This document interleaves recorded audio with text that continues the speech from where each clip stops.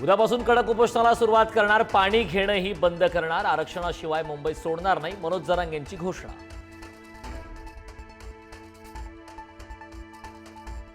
चंद्रकांत पाटलांनी यापुढे बोलू नये, शांत राहावं, त्यांनीच पडताळण्या रोखल्या होत्या, मनोज जरांगेंचा घणाघात. मानाला भुकावलेलं पोरगं म्हणजे राज ठाकरे. फडणवीस चहा पिऊन गेले तरी ते खुश होतात, मनोज जरांगेंचा राज ठाकरेंवर निशाणा.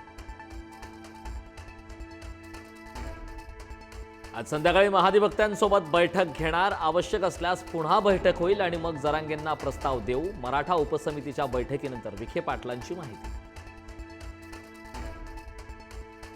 जे गृहमंत्री काश्मीरचा प्रश्न सोडू शकतात, 370 कलम हटवू शकतात, ते मराठ्यांच्या न्याय हक्कासाठीही घटनेत बदल करू शकतात, संजय राऊतांचा अमित शहांवर निशाणा.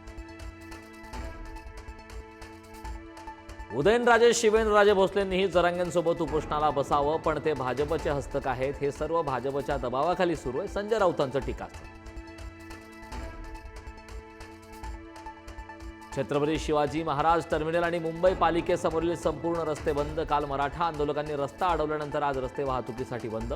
वाहतूक पोलिसांकडून पर्यायी मार्ग सुरू.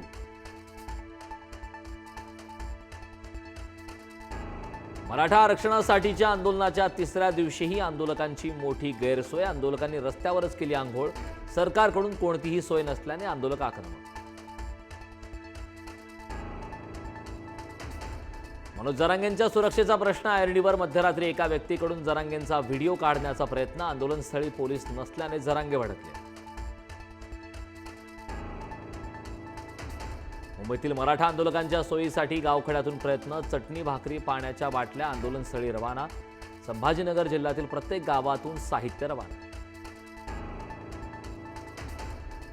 मुंबईहून परतणाऱ्या आंदोलकांनी समृद्धी महामार्ग अडवला. वैजापूर तालुक्यातील जांभरगाव टोलनाक्यावरील घटना. फास्टॅगमधून पैसे वजा झाल्याने टोलनाक्यावर आंदोलकांचा संताप.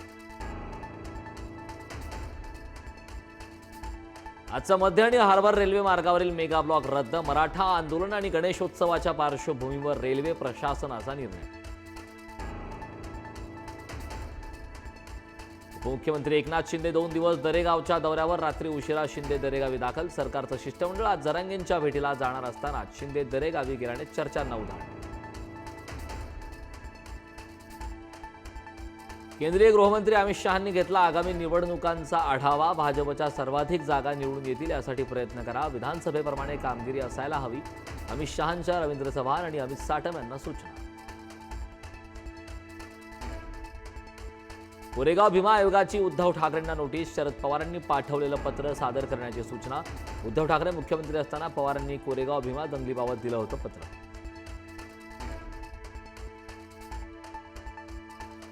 भाजप अध्यक्ष जे.पी. नड्डा मुंबईत. लालबागच्या राजाचं घेणार दर्शन. मुंबईतील इतर सार्वजनिक मंडळासह भाजप नेत्यांच्या बाप्पांचंही घेणार दर्शन.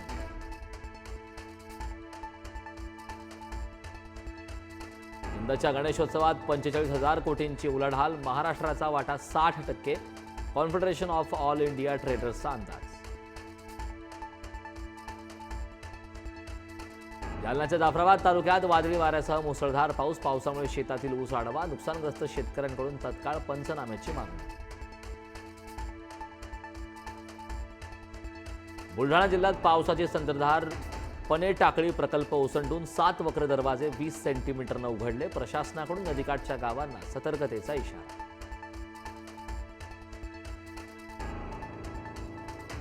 कल्याण पश्चिममधील गांधारी परिसरातील रॉयस गॅलेक्सी इमारतीची लिफ्ट 6व्या मजल्यावरून कोसळून अपघात.